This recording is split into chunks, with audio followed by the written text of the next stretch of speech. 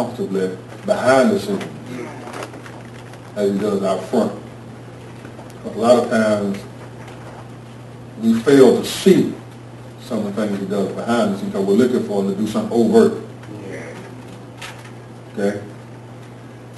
And some of the things that God is doing in the book of Ruth that we've seen thus far is, number one, Naomi's sons have married Ruth.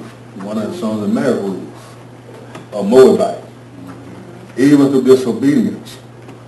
Because Naomi's husband, Elimelech, goes down to Moab because there was famine in Bethlehem, where he should have stayed because God is a God who can supply his people's needs even in the midst of famine. But fear caused him to leave, and he stays down there 10 years, and he dies, and his 2 sons die. Right? So Naomi has herself and her 2 daughter-in-laws, Orpah and Ruth. She tells them, go back to your land, to your family, to the home of your God. But Ruth said, no, I'm going to stay with you. And Ruth stayed. Right?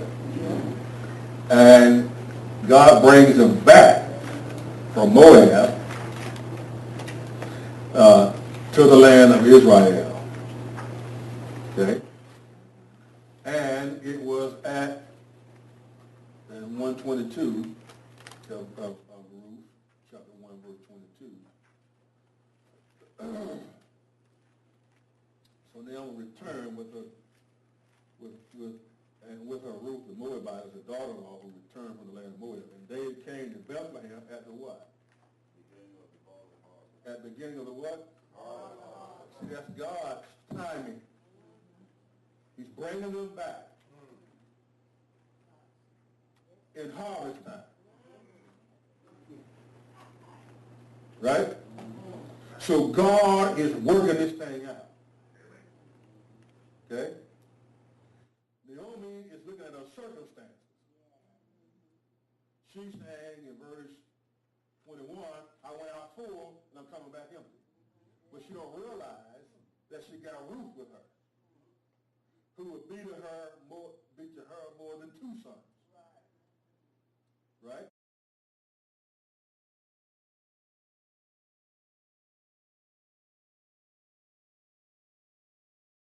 And Naomi has a relative of a husband who's a very wealthy man.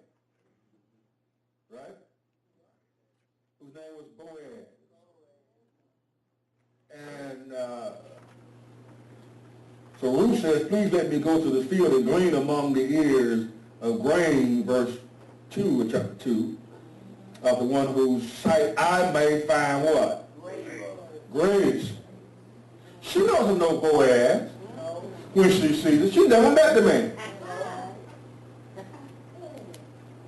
The writer is telling you that there is a man who can take care of Naomi's problem. But Ruth don't know anything about it.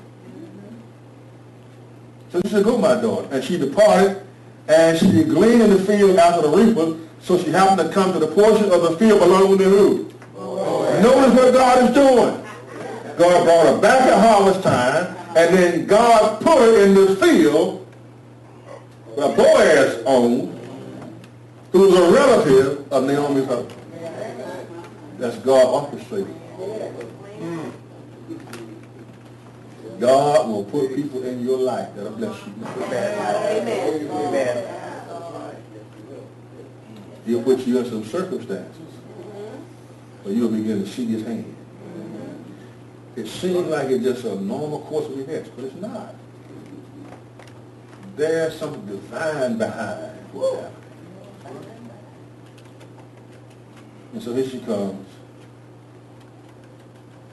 to Boaz's field. Remember what Paul said, God causes all things to work together for the good. Them that love God. Okay. And notice what she says to Boaz, verse 7, chapter 2, please let me glean and gather after the reapers among the sheaves. Thus she came and has remained from morning to now, and she has been sitting in the house for a little while. Boaz told her, go ahead, have a seat, yada, yada, yada. He asked about her. Then Boaz said to Ruth, listen, my daughter, verse 8, do not go glean another field. Furthermore, don't go from this one, but stay here with my maids. Let your eyes be on the field which they can go after them. Indeed, I have commanded the servants not to do what? Not to touch you. Wow. Now, don't understand, these are the days of the judges. Ain't no rules in judges. They did what they wanted. Yeah, they did what they wanted to do.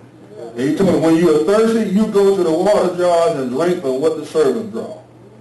Then she fell on her face, bowing to the ground, and said, why have I found favor in your sight that you should take notice of me, since I am a father? And Boaz answered to her, all that you have done for your mother-in-law, not the death of her husband, made known to me how you left your own father and mother in the land of your birth, and come to a people you got no proof. And may God reward your work and your wages be full from the Lord, the God of Israel, under whose wings you have come to seek refuge. God is paying them back. Isn't that something? Why have I found favor? Ruth said that you should take notice of me. This reminds me of a passage in Exodus chapter 2, so turn there for a moment. Y'all learning something? Yes. Exodus 2. Talking about the providence of God. Verse 23. Now it came about in the course of many days that the king of Egypt died, and the sons of Israel sighed because of the bondage. And they cried out, and their cry for help because of their bondage rose up to God. And God heard their groanings, and God remembered this covenant with Abraham, Isaac, and Jacob. And God saw the sons of Israel. God took notice of them. Notice, he took note of them. He saw them in their miserable condition. Just think, here's the highest person in the universe would take note of you and me. Isn't that something? But that's what he did. God responded to meet his people's needs. And so it is with Ruth and her mother-in-law.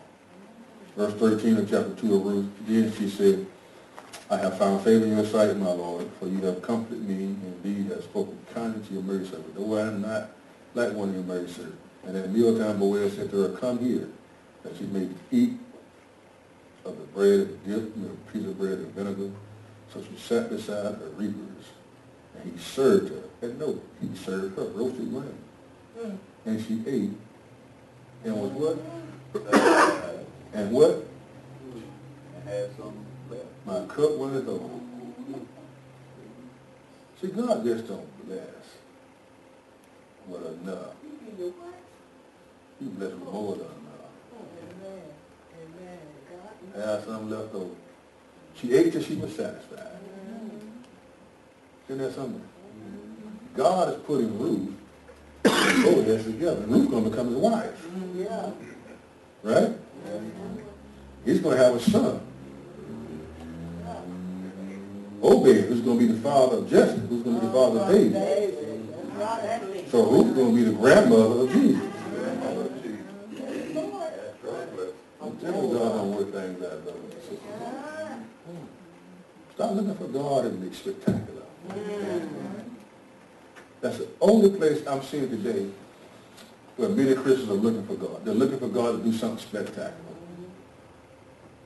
And God said, no, I'm not going to do anything spectacular for you. But what I am going to do, I'm going to bring a mechanic your way, have him fix your car on the spot, not charge you that. All right. That's what I'm going to do for you.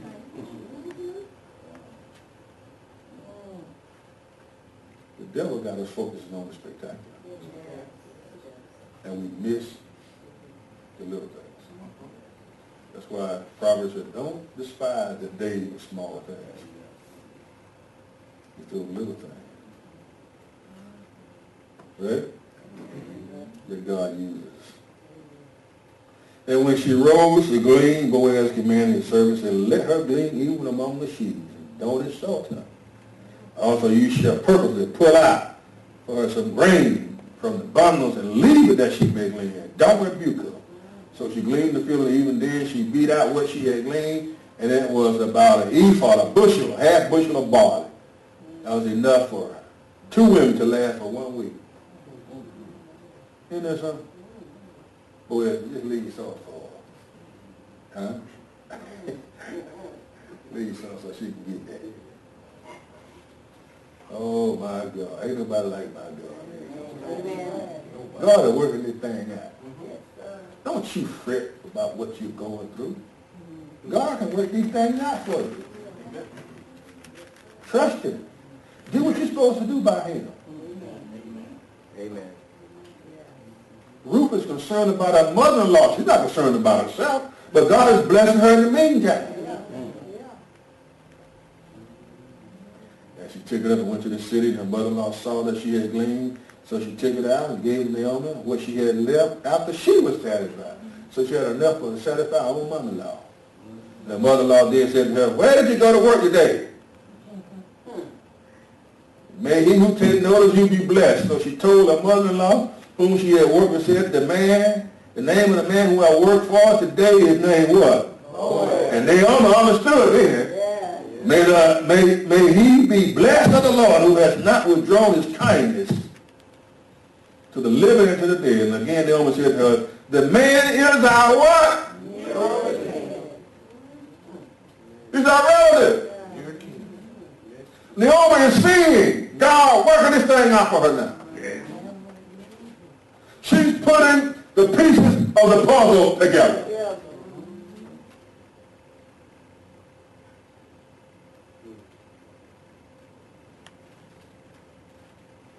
Here's a Gentile showing a Jew what her God can do for her.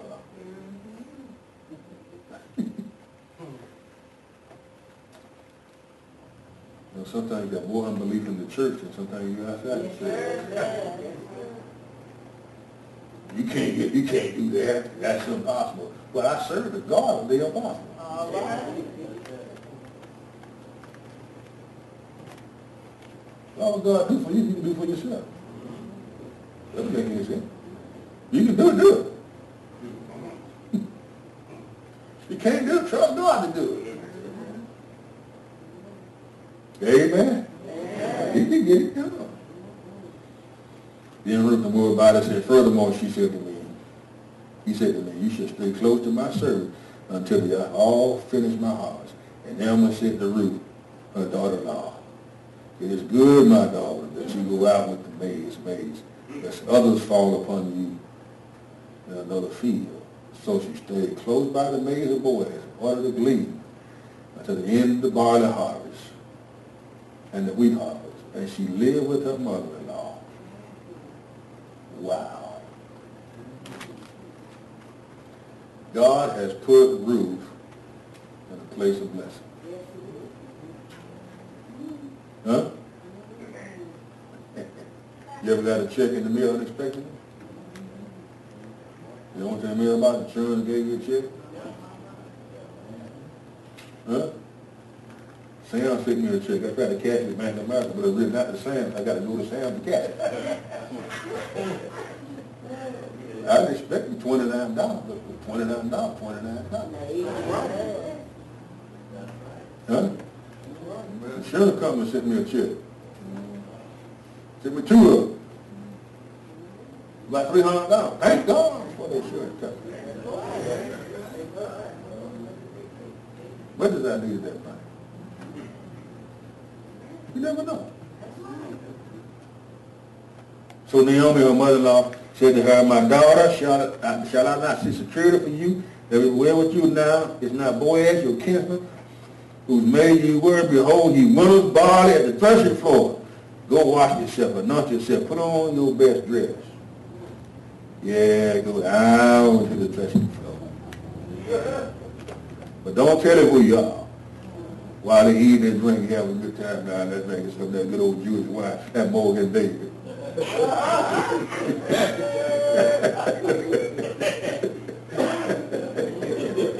There wasn't no moves for it. That was more than It shall be when he lies down, you shall notice the place where he lies, and you shall go and uncover his feet and lie down. Then he will tell you what you shall do. And she said there, all that you say, I will do. This was a marriage proposal. This wasn't a sexual thing that was going on. She laid his feet. It was a marriage proposal. She's the nearest kinsman. He's the nearest kinsman.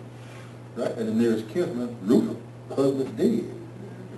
The kinsman, the next relatives are supposed to marry the widow and raise up a family for the deceased person.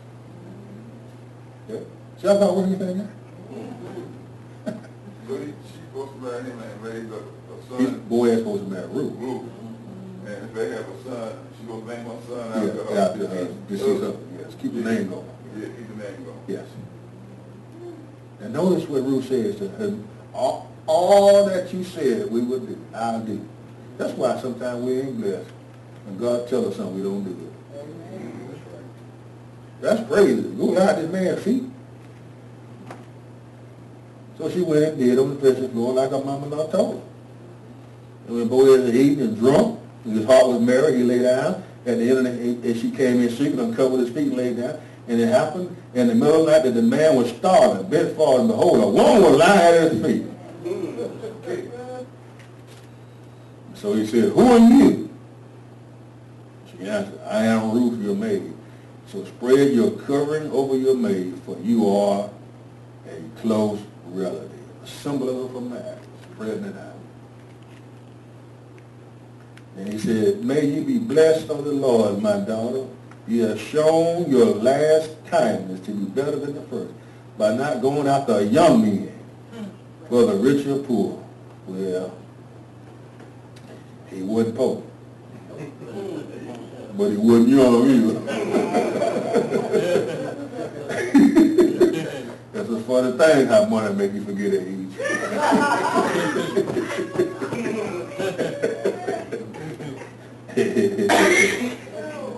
Oh boy, let me stop. And now, my daughter, do not fear, for I will do for you whatever you ask for all of my people in the city. Know that you are a woman of virtue, of excellence. Now, it's true that I am a close relative. However, there is one closer than me. There's one relative between me and your husband. We got to clear this up first. We got to see if he wants it. But he's next in line to have it. To remain the night, and then when the morning comes, if he will redeem you, good. If not, we should do that, and I'll redeem you as the Lord leads.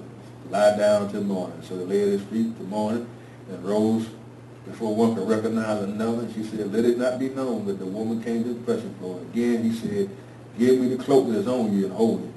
So she held it, and he measured out 6 measures of barley and laid it on her. Then she went to the city. And when she came to her mother-in-law, she said, how did it go, my daughter? She told her all that man told her he had done for her. He said, these 6 measures of barley he gave to me. She said, do not go to your mother-in-law how? Empty-handed. Then she said, wait, my daughter, until you know how the matter turns out. For the man will not rest until he's what? God ain't going to let him rest. He got some business he got to clear up. He got to go to the nearest relative. Do you want Ruth?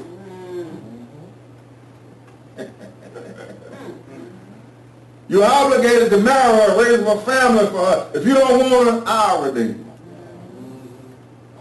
her. That way he can't come back and try to claim her later on. Now, Boaz went up to the gate and sat down. And behold, the close relative of Boaz, when Boaz spoke, did what? Oh, come on, y'all. Here Boaz go to the gate. He's an elder at the gate. And all of a sudden, boom, daddy, whoop, daddy.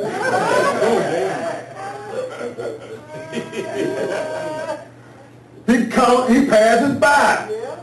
Guess why he did that? God.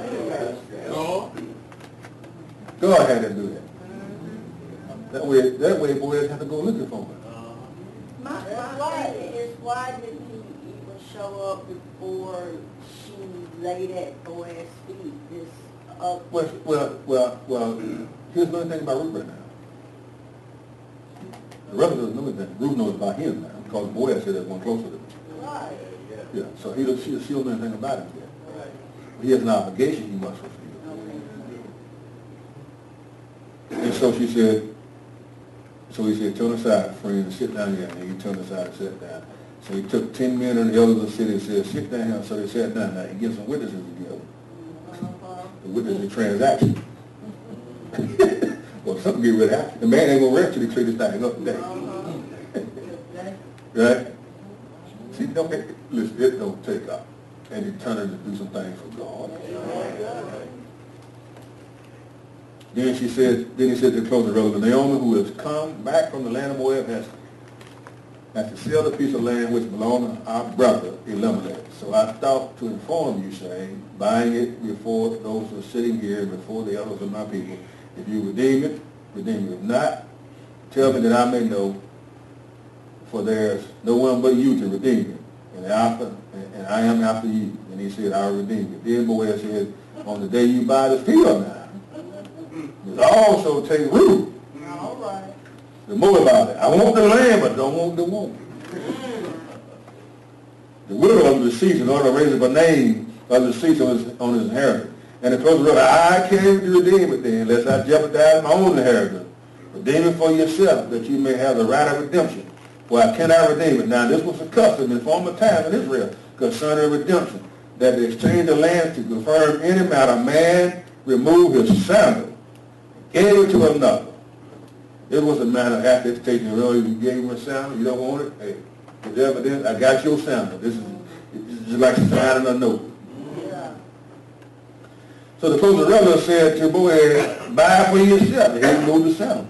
Then Boaz said to the elders and all the people, you are witnesses today that I have bought from the hand of them all that belonged to Elimelech, and all that belonged to Chilion and Macon.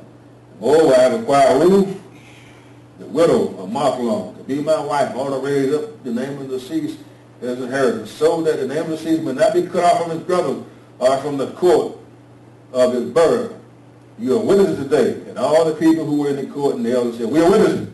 And may the Lord make the woman who you coming into your home like Rachel and Leah, both of whom built the house of Israel, and may achieve wealth in Africa, and became famous in Bethlehem. Moreover, your house be like the house of Perez, on Tamar of Oda Judah, through the offspring, which the Lord shall give to you by this woman. So Boaz took Ruth, and she became what? His wife. Normally, when an Israel don't want to redeem it, she know that the woman know the spirit of the spirit. What? Yeah, he took her. Time of contempt. Yeah, when an Israel don't want to redeem, she spit in his face. Yeah. It may be possible that we do that. We don't know to take that down. And she conceived and bore a son. Then Naomi said to the woman said to them, blessed is the Lord who has not left you without a redeemer today. And may his name become famous, and may he be to you a restorer of life, a stand in your old age. Your daughter-in-law who loves you is better to you than 7 sons, has given birth to him. And Naomi took the child and laid it in the lap and became his nurse. And the neighbor women gave him a name, saying, the son is born to him. So they named him Obed, means one who serves. He's the father of Jesse, the father of David.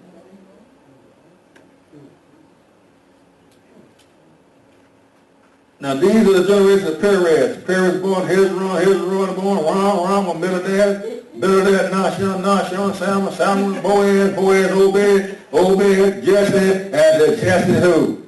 David. God works things out, brothers and sisters. Amen. To accomplish his purpose Hallelujah. and to accomplish his will.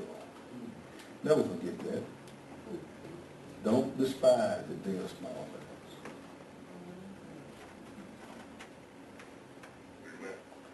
Couple of questions. Yes, sir. Verse 2, says, Boaz took 10 of the hill. You had mentioned before on several occasions that it took 10 men to start a synagogue. Yeah. Do you think that this verse might have... I don't know, but I don't think it's necessarily talking about the synagogue, but he's you know, everybody mouth of 2 or 3 witnesses, everything will be established. But 10, you can't dispute 10 of them. 10 men say you're raw program, you're going to jail.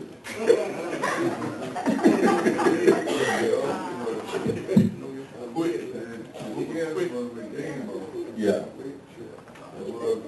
Was to raise children for the fallen. Yes. Lord. Yes. Okay, why not Naomi? Why Ruth? Naomi was the wife. Right. So why not? By Naomi versus Ruth, don't know. Well, number one, Naomi, she's bitter. She's angry with God. She can't get over her grief.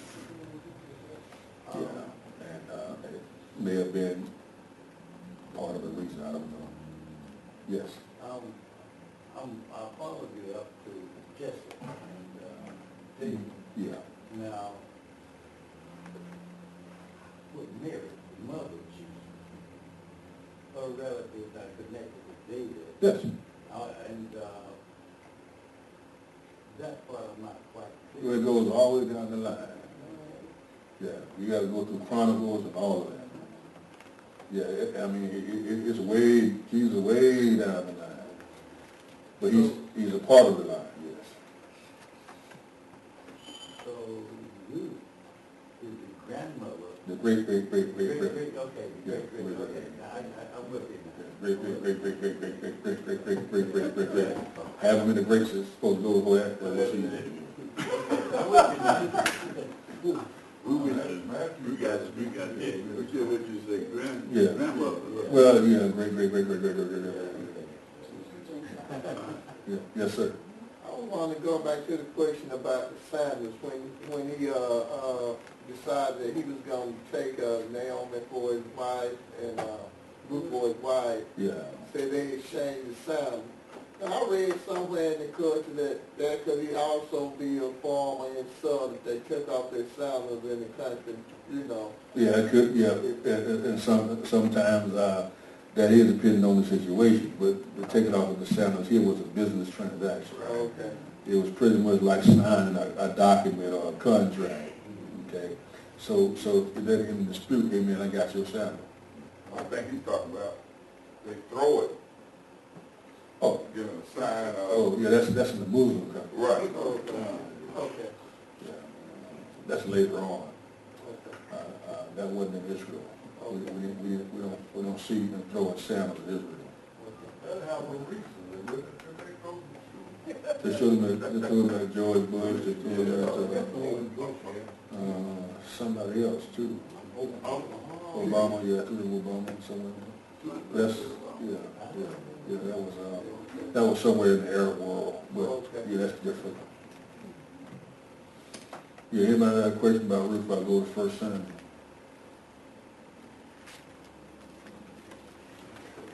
I got a question. Yeah. I read somewhere where some theologists saying that the love that Ruth had for her mother-in-law was an example of how we're supposed to love each other in the church. Yes, that's true. Okay. I wanted to hear that. Yeah. But she loved her mother-in-law. Yes, she did. And you know, a lot of mothers-in-law, daughters-in-law don't get along. Yeah. So this was an example. Right. Like, church folks can't get along. And we're supposed to be children of God. Yes, that's true. Uh, See, in-laws don't have to be outlaws. Don't have to be, They don't have to be outlaws. Depends on how you handle it. See, and let me say this. A lot of problems can be solved if the black mothers are turning them boys loose. yeah, amen. When they think, well, you take care of me. They got a family now. If she get out of it, he can be the man he's supposed to be. Take care of both of them. He'll take care of both of them. Because we do know, there are a lot of incidents. Now I've seen it, I do it all of marriage counseling, that the first often black men have changed addresses, but they never left home. Because mama running that thing over from where she lived.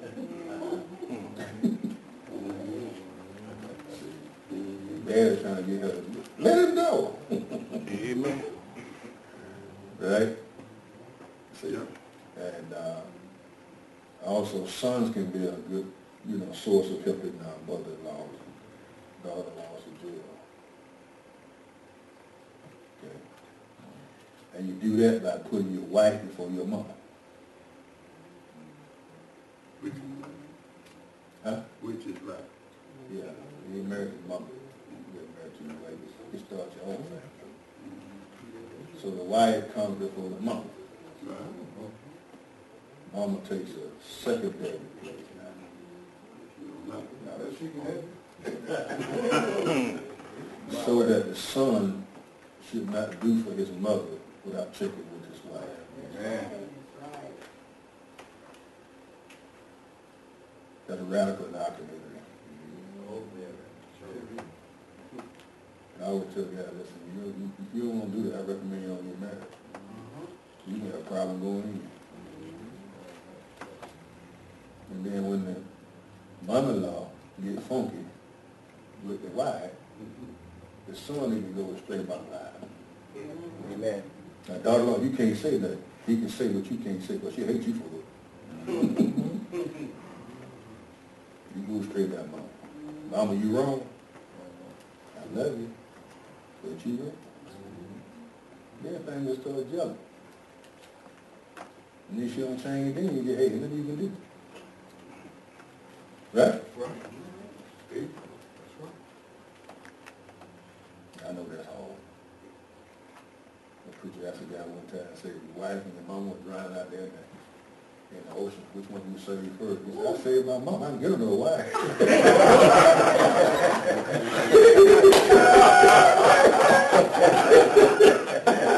Get another woman.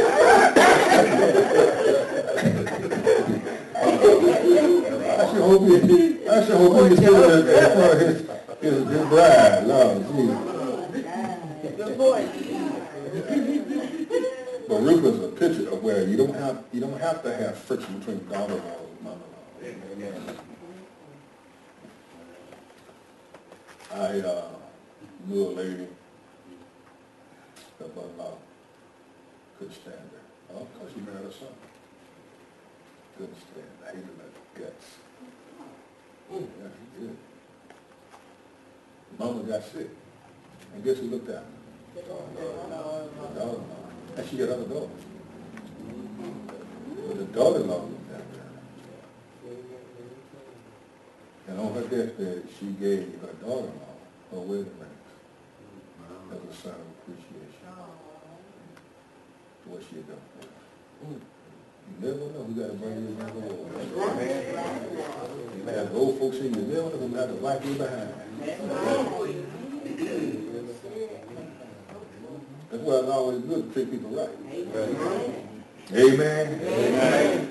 One thing man do, husband do is say to his wife, you don't cook like mama. Oh. Yeah, I heard that one too. Yeah. One thing I told his wife that, yeah. I said, how was your biscuits? Oh, they don't taste like mama. You don't make them like mama. Maybe she said, that's all right, you don't make the same kind of dough my daddy make either. Make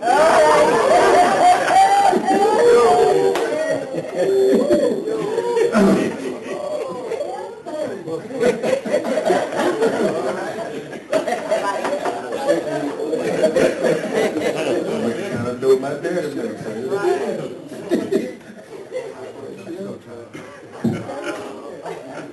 Look at your notes, those who have the notes here. Page 92. Those who don't have it, we'll get you some. There's somebody who don't have it, look on with you if you don't mind.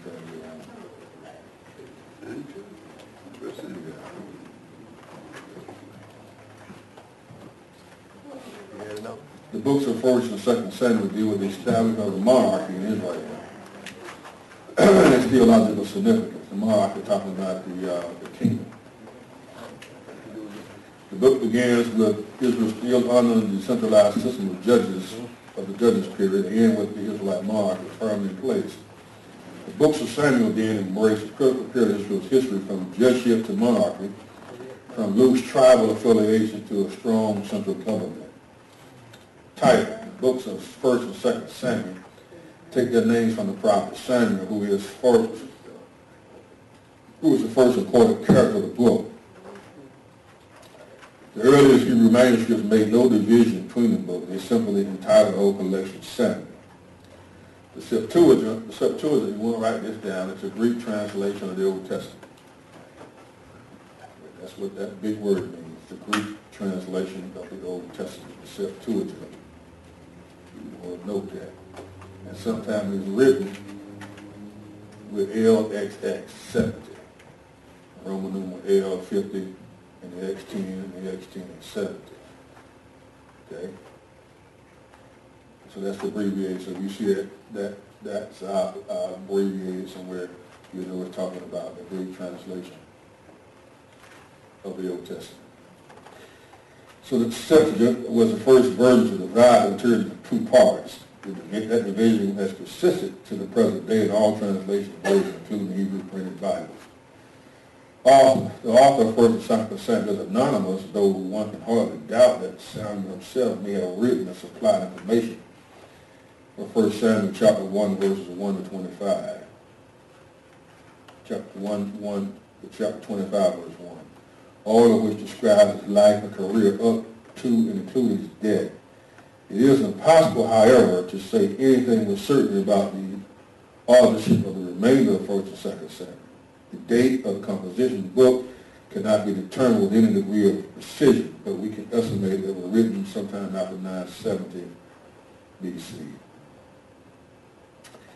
The period covered. The events in the books of 1st and 2nd Samuel span relatively a short time, roughly 1.5 centuries from Samuel's birth at the end of the 12th century BC, which is about 1105 BC, to the end of David's reign around 970. 1 Samuel ends with the death of Saul around 1010 BC, which is also the date of David's accession to the throne of Israel. What's the spiritual and historical setting? There was a lot of spiritual decline going on. Again, it's during the period of Judges. The 300 or so years of history of Israel under the Judges were marked by political, moral, and spiritual anarchy and deterioration. The situation was so pervasive that even sons of Eli, the high priest at the end of the 12th century, had completely apostatized and had used their priestly office for their own gain and licentious pursuits. What about the Philippine threat?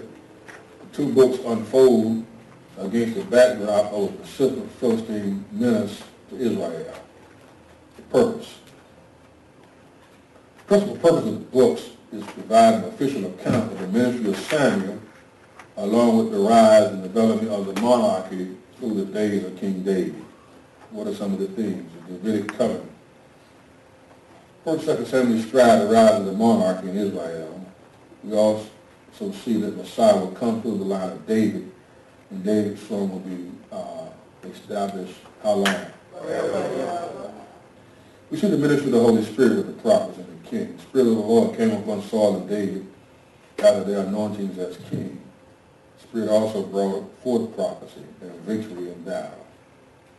Then you see the personal and national effects of sin. The sons of Eli are judged for their sins, lack of reverence for the ark led to the death of some Israelites. Saul's disobedience led to his rejection as king of Israel. David suffered horrible consequences for his sin with Bathsheba. But yet we see God's sovereignty. God's sovereignty is seen in the birth of Samuel and David's ascent to the throne amid difficult circumstances. Key word there is king. Key chapters, chapter 8, the first king of Israel, and chapter 15, the transition from Saul to David. Key verses, chapter 15, 20 to 23, obedience is better than sacrifice. In chapter 16, verse 7, God looks on the heart. Characters of Samuel, Saul, and David, the geography, the land of Israel. In the basic outline, you see Samuel, the judge and prophet of Israel. Saul, the first king of Israel, covers chapter 8 through 15:9, and the decline of Saul and the rise of David in chapter 15, verses 10 to 31. Then the survey of Samuel, judge and prophet of Israel, chapters 1 to 7. The specific role of Samuel in history of Israel is often overlooked. He was born at a time when Israel spiritually was still in her descending spiraling downward. When Israel was weak, vulnerable before the enemies, when the voice of God was rather being heard. Samuel was the last of the who judges and was a priest of God, and was the first notable prophet of God since Moses. Now in chapter 1 we see the birth of Samuel, was born to a woman named Hannah, who for many years was barren and wept and prayed to the Lord, and the Lord granted her a son, and keeping her vow, Hannah gave her son Samuel over the temple service, probably at age 3. So if you look at the text itself, we see here in the Bible, if you turn to the Bible now, the first Samuel, chapter 1, we ought to look at part of chapter 1. If you just give me 5 more minutes, it's about 3 minutes too. We'll look at briefly some of the statements here. We see where Elkanah, who was from Ramoth Zophim, which is 5 miles north of Jerusalem, had 2 wives.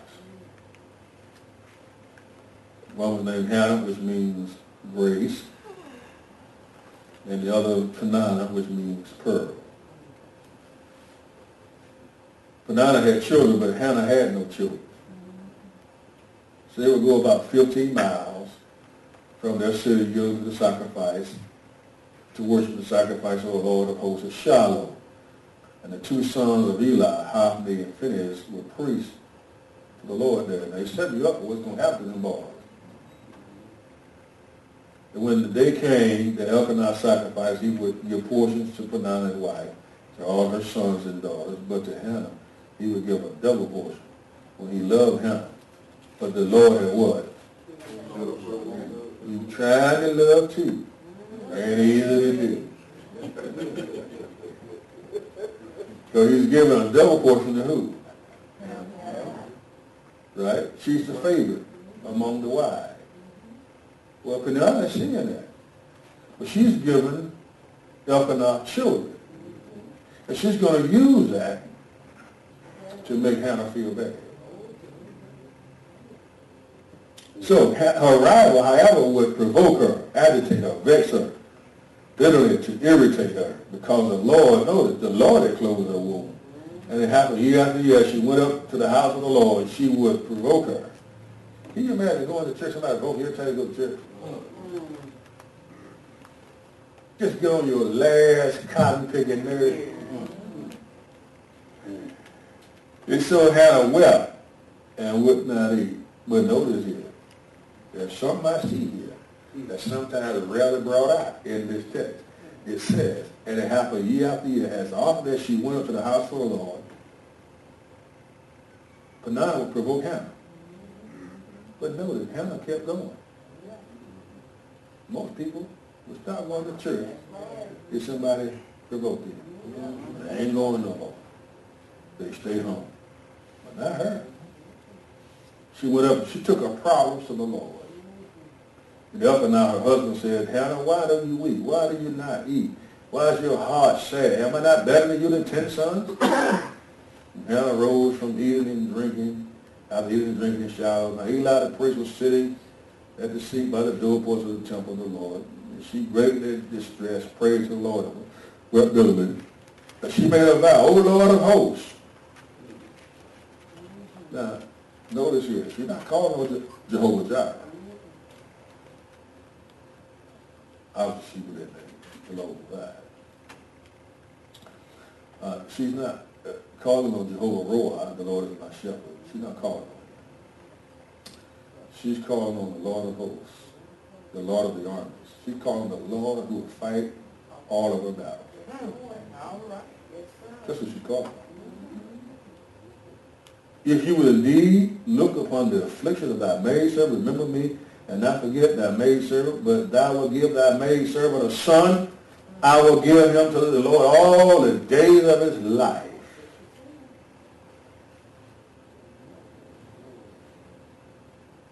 Because normally the Levites would serve from age 25 to 50, and then they return home. She going to give him 70 all the days, and a razor shall never come upon his head. And it came about as he continued praying before the Lord. She came praying for the Lord. Eli watching her mouth, and Hannah, as for Hannah, she was speaking in her heart. Only her lips were moving, but her voice was not being. So Eli thought she was what? That tells you the spiritual atmosphere on the days of the judges. Here the priest can't tell whether a woman is praying or talking because she's drunk. Have mercy. Show you how bad the spiritual condition was at that time. Eli said to her, how long will you make yourself drunk? Put away the wine from you. Hannah said, wait a minute. I ain't drunk. I'm a woman of passion spirit. I've drunk neither wine nor strong drink. I have poured out my soul before the Lord. Do not consider your maid servant a worthless woman, for I have spoken unto now out of my great concern and provocation. Then Eli answered and said, go in peace, and may the God of Israel grant your petition that you have asked of him. Oh, ask of him, Shamuel.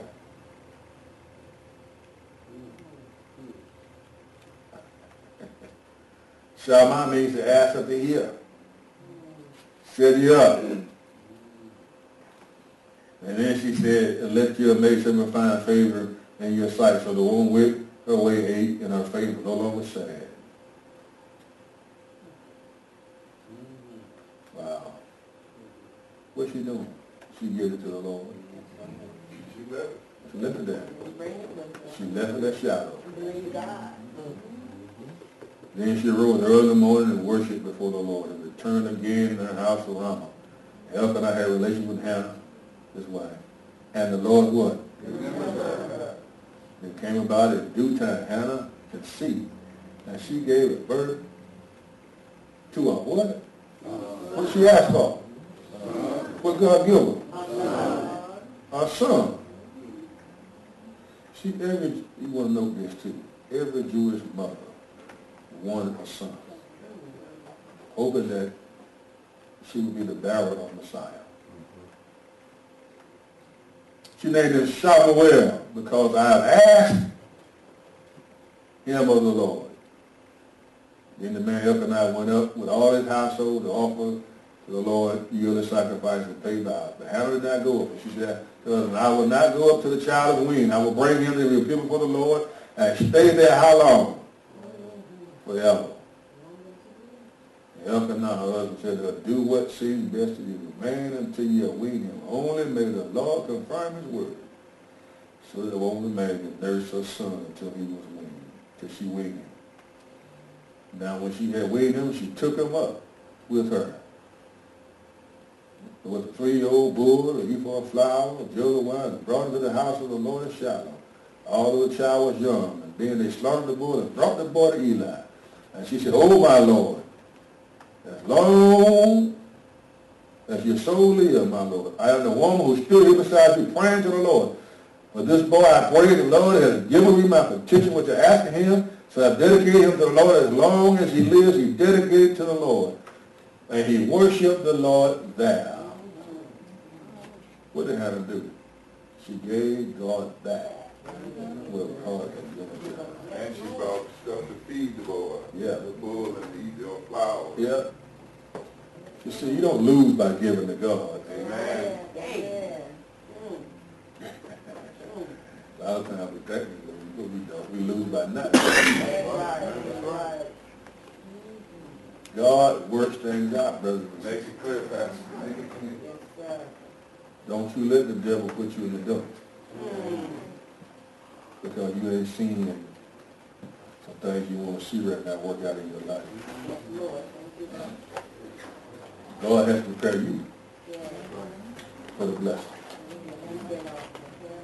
Because if He blesses you and you ain't prepared to receive it, you won't appreciate it. Amen? Amen. So yes, but truly, thank you, Lord, for this class. And that you bless us to this in Christ's name. Amen. Amen. Thank y'all for coming. Bring some more students, talk about the school.